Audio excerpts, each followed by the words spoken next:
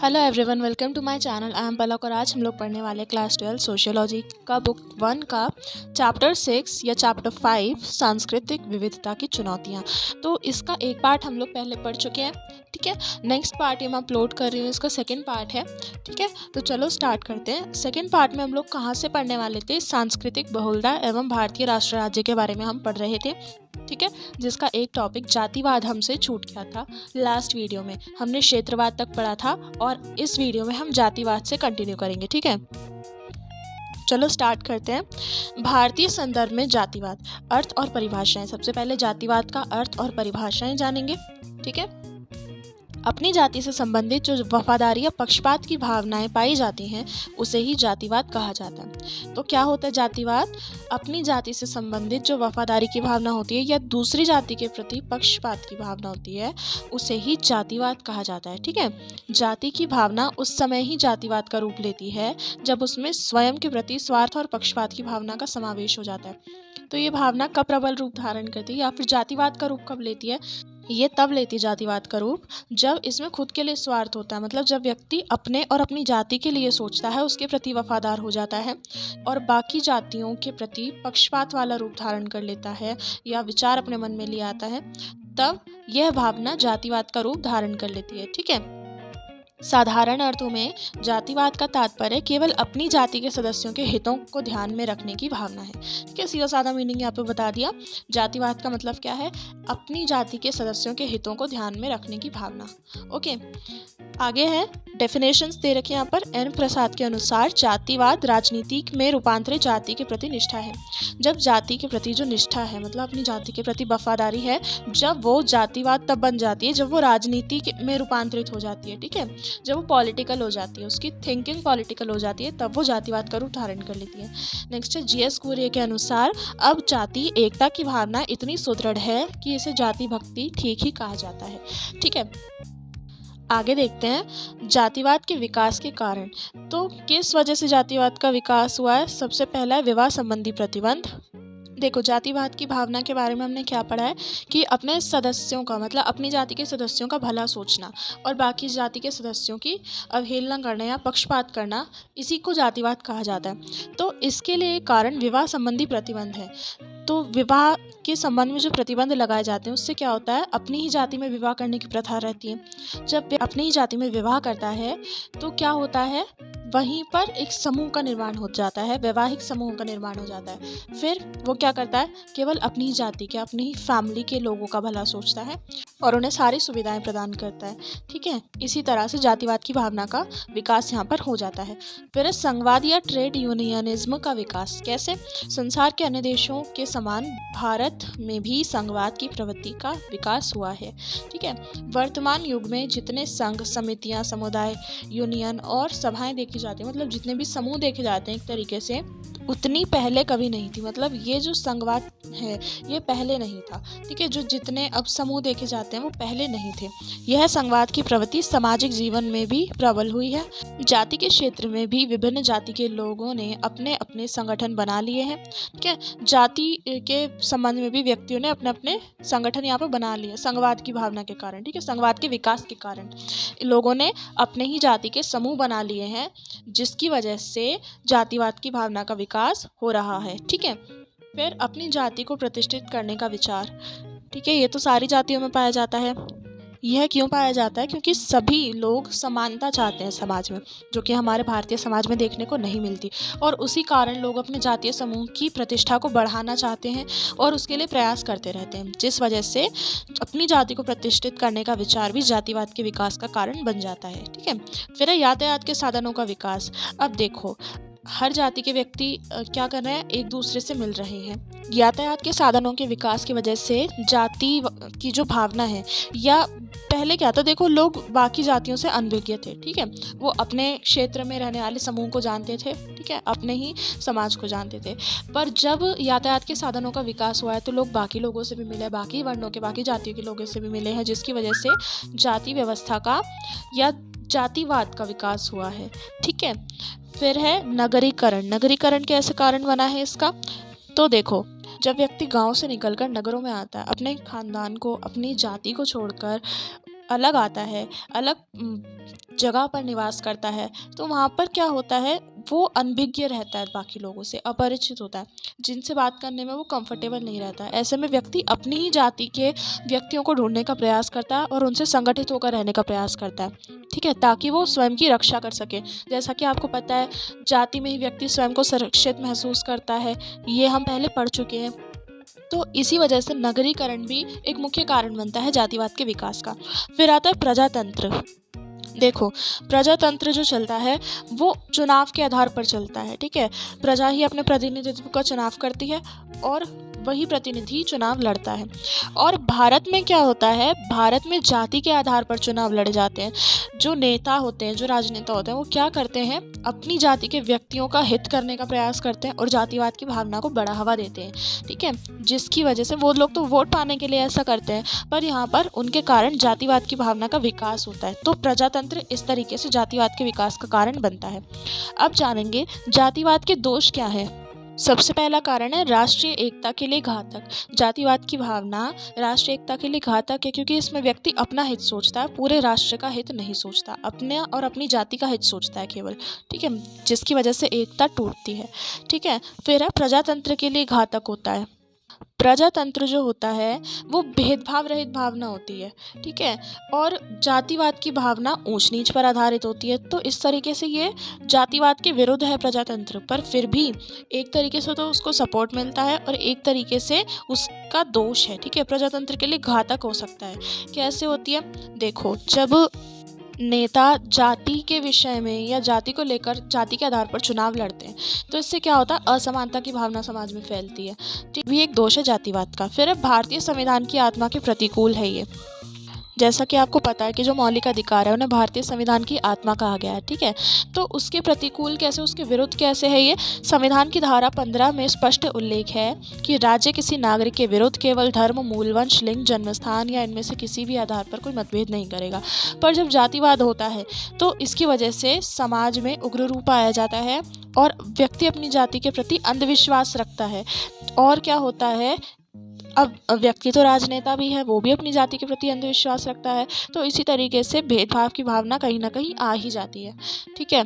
फिर आगे देखते हैं, पक्षपात और अनैतिकता को प्रोत्साहन देता है जातिवाद। कैसे, ये तो सीधी बात है, व्यक्ति अपनी ही जाति का हित करता है और बाकी जातियों के साथ पक्षपात करता है और अनैतिकता को प्रोत्साहन मिलता है। सीधी बात है, हमारे देश में समानता हमारा मौलिक अधिकार है और जब उसके विरुद्ध कार्य होता है तो ये अनैतिक होता है, ठीक है। तो इस तरीके से जातिवाद का दोष है ये।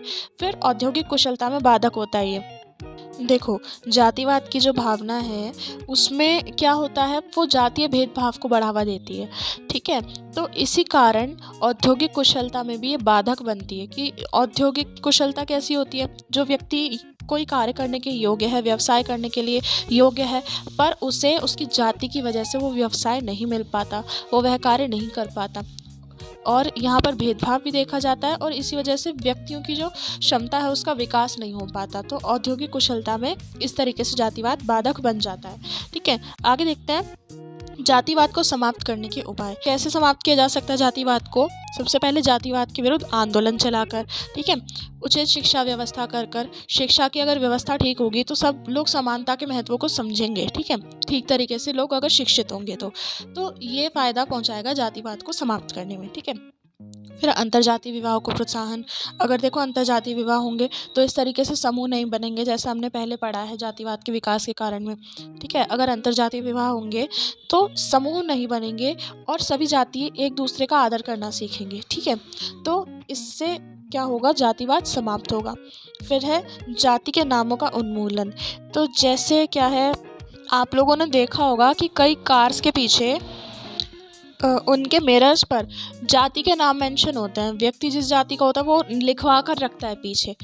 इससे जातिवाद की भावना को बढ़ावा मिलता है। अगर ये नामों का उन्मूलन कर दिया जाए, इन पर रोक लगाई जाए इस तरीके से शो ऑफ करने पर, तो क्या होगा, जातिवाद की भावना को समाप्त करने में मदद मिलेगी। ठीक है, फिर है कानून द्वारा जातिवाद को समाप्त करना। जैसा कि आपको पता है अभी यूपी में भी एक इस तरीके का कानून बनाया गया था, जो मैंने अभी आपको बताया कि कास्ट के पीछे नाम लिखवा कर रखते हैं, तो इसके विरोध में भी एक कानून बनाया गया था यूपी में भी कि कोई इस तरीके का लिखवा कर नहीं घूमेगा, है ना। तो इस तरीके के कानून पारित कर कर ये रोका जा सकता है। ठीक है, फिर है संयुक्त परिवार की समाप्ति।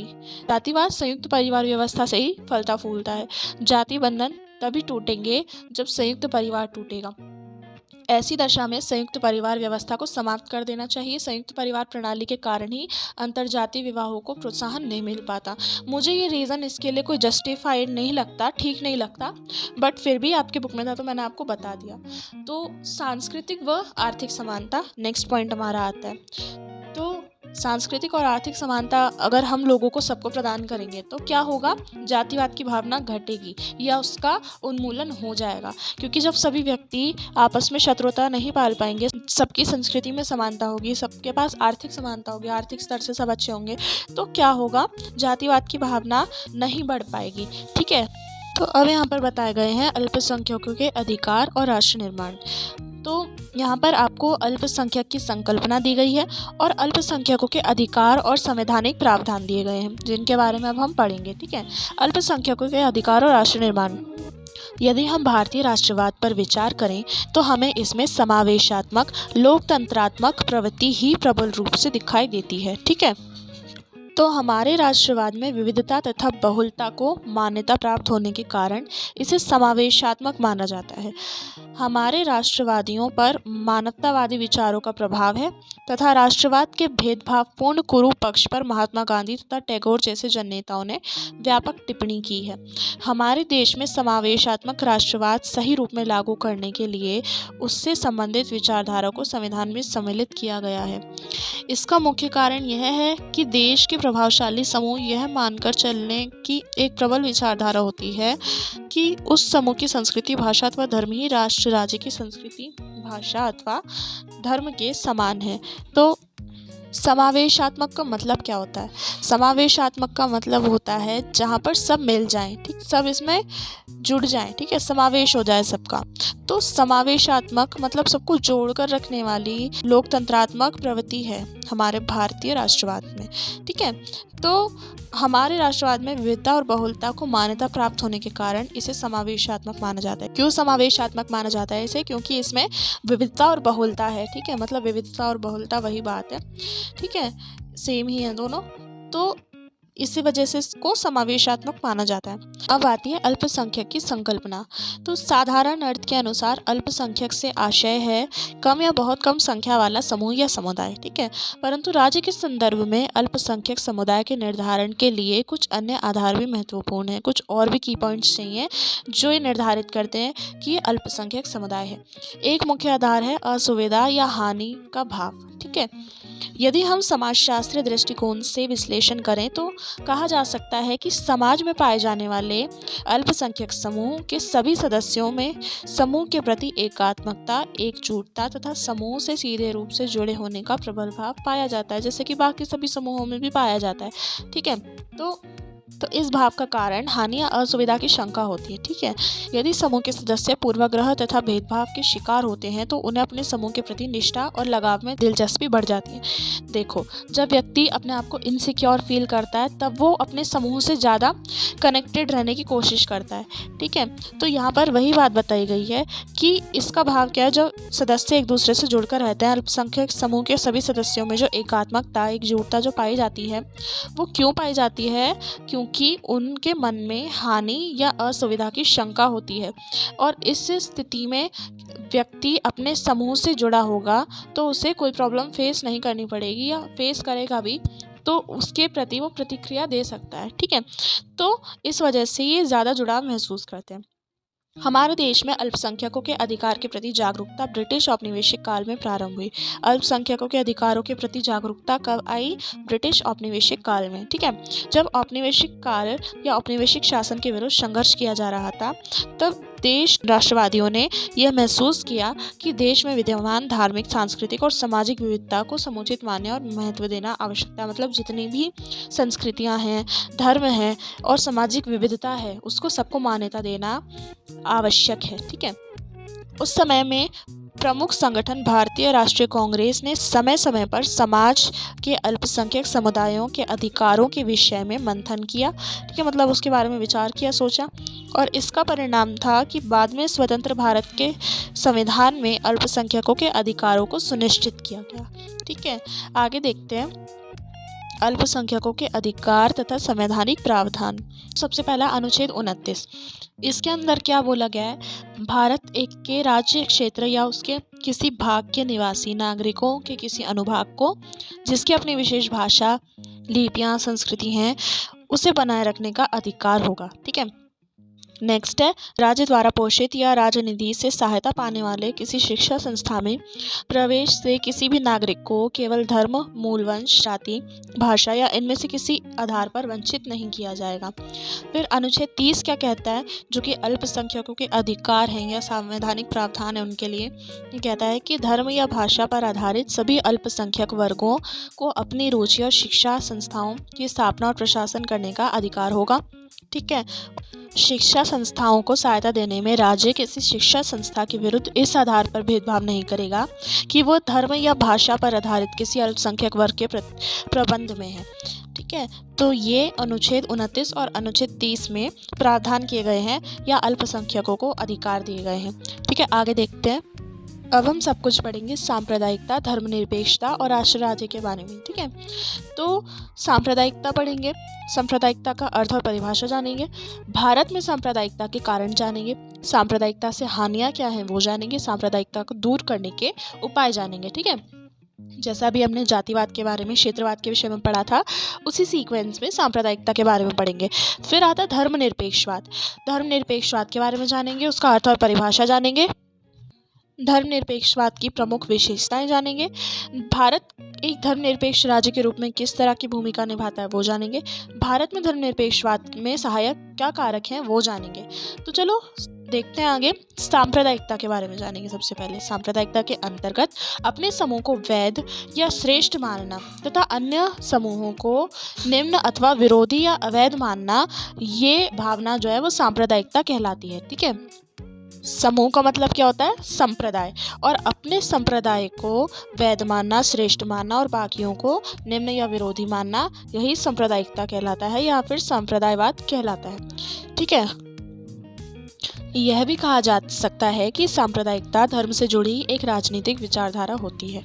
ठीक है, तो धार्मिक आस्था व श्रद्धा तथा सांप्रदायिकता में कोई पक्का संबंध नहीं है, ये बात यहाँ पे क्लियर कर दी गई है। पर धर्म से जुड़ी हुई एक पॉलिटिकल विचारधारा को, राजनीतिक विचारधारा को सांप्रदायिकता कहा जा सकता है। ठीक है, तो सभी संप्रदायवादी व्यक्तियों या समूहों की राजनीतिक पहचान धर्म से जुड़ी हुई होती है। ठीक है, जैसे जातिवाद में जो व्यक्ति होते हैं, जातिवादी व्यक्ति होते हैं, उनकी पहचान या उनके समूह की पहचान उनकी जाति से जुड़ी हुई होती है। संप्रदायवादी व्यक्ति होते हैं, उनकी पहचान या राजनीतिक पहचान उनके धर्म से जुड़ी हुई होती है। इस विशेषता के कारण संप्रदायवादी अपने एक आक्रामक राजनीतिक पहचान बना लेते हैं तथा वे हर समय अपनी पहचान से भिन्न प्रत्येक व्यक्ति या समूह की निंदा करते हैं। मतलब उनके धर्म से भिन्न जो भी व्यक्ति या समूह होता है उसकी निंदा करते हैं तथा उन पर आक्रमण करने के अवसर की प्रतीक्षा में रहते हैं। हमारे देश में सांप्रदायिकता या सांप्रदायवाद एक प्रबल मुद्दा है जो प्रायः तनाव तथा हिंसा का एक प्रमुख कारण बना रहता है। यह भी सत्य है कि सांप्रदायिक दंगों के लिए प्रत्यक्ष और अप्रत्यक्ष रूप से सरकार या सत्ताधारी दल भी जिम्मेदार होते हैं। या तो यहाँ पर क्लियर कहा जाए, प्रत्यक्ष रूप से कहा जाए, या तो सरकार दिखाई दे या सत्ताधारी दल दिखाई दे, या फिर अप्रत्यक्ष रूप से सांप्रदायिक दंगों के लिए कहीं ना कहीं जिम्मेदार होते हैं। ठीक है, आगे देखते हैं सांप्रदायिकता का अर्थ और परिभाषा। तो सांप्रदायिकता आज भारतीय समाज एवं राष्ट्र के लिए एक मुख्य समस्या है तथा इसे राष्ट्रीय एकीकरण में एक मुख्य बाधा माना जाता है, सांप्रदायवाद को या सांप्रदायिकता को। ठीक है, सांप्रदायिक दंगों में हजारों निर्दोष मारे जाते हैं तथा अरबों रुपए के माल की हानि होती है। सांप्रदायिकता देखो, ये पॉइंट्स ऐसा नहीं है कि हर एक पॉइंट को समझाना या ठीक से एकदम क्लियर लैंग्वेज में बताना ज़रूरी है। कोई कोई पॉइंट्स ऐसे भी आप अगर ध्यान से पढ़ो तो खुद समझ सकते हो, ठीक है। जैसे कि इसका फर्स्ट पॉइंट है। फिर सांप्रदायिकता से अभिप्राय कट्टरता से है। जब व्यक्ति अपने धार्मिक हितों के लिए बाकी धार्मिक संप्रदायों के हितों या अधिकारों पर कुठाराघात करते हैं या फिर वार करते हैं या बुरा भला कहते हैं, तो इसी को सांप्रदायिकता कहा जाता है, ठीक है। W.C. स्मिथ ने सांप्रदायिक व्यक्ति की परिभाषा इन शब्दों में दी है। एक सांप्रदायिक व्यक्ति वह है जो कि प्रत्येक धार्मिक और भाषाई समूह को ऐसी पृथक सामाजिक व राजनीतिक इकाई मानता है, मतलब अलग इकाई मानता है, जिसके हित अन्य समूहों से पृथक होते हैं, जिसके हित बाकी जो समूह होते हैं उनसे अलग होते हैं और उनके विरोध भी हो सकते हैं, मतलब विरोधी भी उनके हो सकते हैं। ऐसे ही व्यक्ति या व्यक्तियों के समूह की विचारधारा को सांप्रदायिकता या संप्रदायवाद कहकर संबोधित किया जाता है, ठीक है। अब है भारत में सांप्रदायिकता के कारण। क्या कारण है? सबसे पहला तो धार्मिक कट्टरवाद, ठीक है। अपने धर्म के लिए कट्टरवादी हो जाना और अपने धर्म के प्रति श्रेष्ठ की भावना, दोषपूर्ण नेतृत्व, राजनीतिक स्वार्थ, ये 4 कारण हैं जो भारत में सांप्रदायिकता लेकर आते हैं। इनके बारे में अब हम पढ़ते हैं। तो धार्मिक कट्टरवाद को हम कैसे जस्टिफाई कर सकते हैं? धर्म व्यक्ति को सदाचरण करने के लिए प्रेरित करता है, ठीक है, परंतु धार्मिक कट्टरतावाद अपने धर्म के प्रति इतना अंधविश्वास पैदा कर देता है व्यक्ति के अंदर कि इससे जो व्यक्ति प्रभावित होता है ना, वो अपने संप्रदाय के हितों के समक्ष बाकी, चाहे वो राष्ट्र के हित हों चाहे वो किसी और संप्रदाय के हित हों, उनकी उपेक्षा करने लगता है, उन्हें बुरा समझने लगता है या फिर समय मिलने पर उन्हें नुकसान भी पहुंचाता है। इसी को धार्मिक कट्टरतावाद कहा जाता है, ठीक है। ये कारण है सांप्रदायिकता का।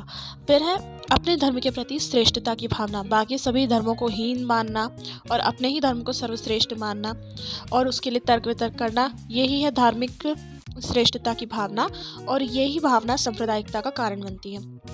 फिर है दोषपूर्ण नेतृत्व।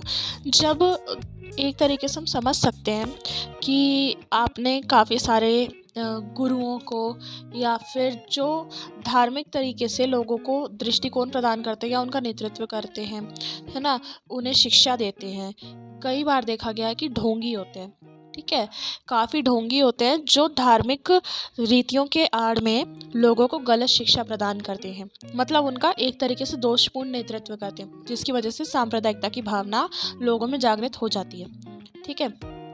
अगला आता है राजनीतिक स्वार्थ। तो सांप्रदायिकता राजनीतिक स्वार्थ निहित है। किसका राजनीतिक स्वार्थ? नेताओं का, ठीक है।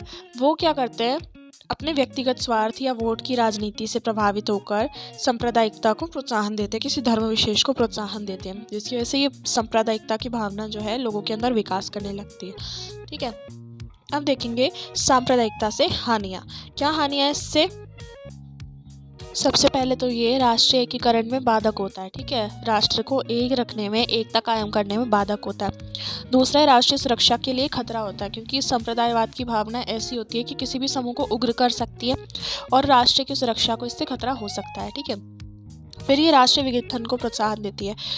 जैसा कि हमें पता है सांप्रदायिकता की ही भावना थी जिसकी वजह से हिंदुस्तान और पाकिस्तान अलग अलग हुए थे। तो ये क्या करती है? राष्ट्रीय विघटन की, राष्ट्र को छोटा करने की या विभाजित करने की भावना को प्रोत्साहन देती है, ठीक है, राष्ट्रीय विघटन को प्रोत्साहन देती है, ठीक है। सामाजिक विघटन भी होता है इससे। फिर इससे आर्थिक विघटन भी होता है। कैसे? सांप्रदायिकता से बहुत सारी प्रॉब्लम्स क्रिएट होती हैं, जैसे कि अपराध, डकैती, दंगे, ठीक है, आपसी झगड़े, लूट मार, ये सब चीज़ें प्रोत्साहित होती हैं सांप्रदायिकता से, ठीक है। और इससे क्या होता है? सामाजिक व्यवस्था ठप हो जाती है, तो ये सामाजिक विघटन में कारक हो जाता है, ठीक है। फिर है आर्थिक विघटन। तो ये कैसे होता है कि सांप्रदायिकता से जो राष्ट्र की संपत्ति होती है, व्यक्तिगत संपत्ति होती है, इन सब की हानि होती है। जब इनसे दंगे होने लगते हैं सांप्रदायिकता के कारण, तो आर्थिक विघटन होता है। सारी ये जो संपत्ति होती है, चाहे वह राष्ट्रीय हो चाहे व्यक्तिगत हो, इसको नुकसान पहुंचता है, ठीक है। इसकी वजह से आर्थिक विघटन होता है। फिर आता है राजनीतिक विघटन। तो तो सांप्रदायिकता के कारण जब दंगे होते हैं, फसाद होते हैं, तो इसकी वजह से क्या होता है, राजनीतिक अस्थिरता बढ़ जाती है। ठीक है, आंदोलन बढ़ जाते हैं, आक्रोश बढ़ जाता है लोगों में, और जो राजनीतिक गतिविधियां हैं वो ठप पड़ने लगती हैं, वो रुकने लगती हैं इसकी वजह से। ठीक है, जैसा कि आपको पता है जब आंदोलन होते हैं तो पूरी तरीके से इसका प्रभाव पूरे देश पर पड़ता है, तो यही प्रभाव राजनीतिक विघटन कहलाता है। ठीक है, फिर है पारिवारिक विघटन। वो कैसे होता है कि राष्ट्रीय विघटन, सामाजिक विघटन, राजनीतिक और आर्थिक विघटन का अंतिम परिणाम होता है पारिवारिक विघटन। ठीक है, निर्दोष व्यक्तियों की मृत्यु और संपत्ति नष्ट हो जाने से बहुत सारे परिवार विघटित हो जाते हैं और बच्चे अनाथ हो जाते हैं, स्त्रियां विधवा हो जाती हैं और पूरा परिवार आर्थिक संकट से ग्रस्त हो जाता है। तो सांप्रदायिकता केवल राजनीतिक या आर्थिक रूप से नुकसान नहीं पहुंचाती है, पारिवारिक रूप से भी नुकसान पहुंचाती है समाज को। फिर है प्रकृतिगत विघटन। तो क्या होता है, प्रकृति का कैसे विघटन होता है कि जब सांप्रदायवाद होता है, सांप्रदायिकता दिखाई जाती है, तो झगड़े होते हैं। ठीक है, और जान माल की हानि होती है। कई बार तो आपको पता है बॉम्ब ब्लास्ट वगैरह होते हैं, उसकी वजह से कितने कितने लोगों की मृत्यु हो जाती है। तो क्या होता है, प्राकृतिक विघटन होने लगता है। ठीक है, फिर अब देखेंगे सांप्रदायिकता को दूर करने के उपाय। क्या क्या उपाय, तो देखो, सांप्रदायिक सद्भावना विकसित करके विभिन्न धार्मिक संप्रदायों के व्यक्तियों को एक साथ रहने के लिए प्रेरित करना चाहिए। ठीक है, और इसके लिए कोई राष्ट्रनीति बनाई जानी चाहिए। अगला, धर्मनिरपेक्षता को बढ़ावा देना चाहिए। भाषा के संबंध में एक स्पष्ट और सर्वमान्य राष्ट्रनीति बनानी चाहिए। सांप्रदायिक राजनीतिक दलों पर प्रतिबंध लगाना चाहिए और सांप्रदायिक तत्वों पर कड़ी नज़र रखी जानी चाहिए। सांप्रदायिक तत्व जैसे जो अव्यवस्था फैलाने वाले या संप्रदायवाद करने वाले जो व्यक्ति हैं, समूह हैं, इन पर कड़ी नज़र रखनी चाहिए। ठीक है, सभी त्योहारों को राष्ट्रीय स्तर पर मनाने के प्रयास किए जाने चाहिए ताकि विभिन्न संप्रदाय एक साथ मिलकर इनमें सम्मिलित हो सकें, और समाज विरोधी तत्वों तथा सांप्रदायिक तत्वों के विरुद्ध कठोर कार्रवाई की जानी चाहिए। तो ये उपाय हैं जो सांप्रदायवाद को दूर कर सकते हैं। तो आज की वीडियो में बस इतना ही। जल्दी मिलते हैं नेक्स्ट वीडियो में इसके थर्ड पार्ट के साथ। चैप्टर का आगे के शॉर्ट टॉपिक ही रह गए हैं थोड़े से, धर्मनिरपेक्षवाद और राज्य और नागरिक समाज, केवल ये 2 टॉपिक्स बचे हैं, तो इनको हम नेक्स्ट वीडियो में कवर करेंगे। ठीक है, वीडियो पसंद आई हो तो वीडियो को लाइक कर देना, चैनल को सब्सक्राइब करना, अगर चैनल पर नए हो तो अपने फ्रेंड्स के साथ शेयर ज़रूर करना ताकि उनकी भी स्टडी करने में हेल्प हो सके।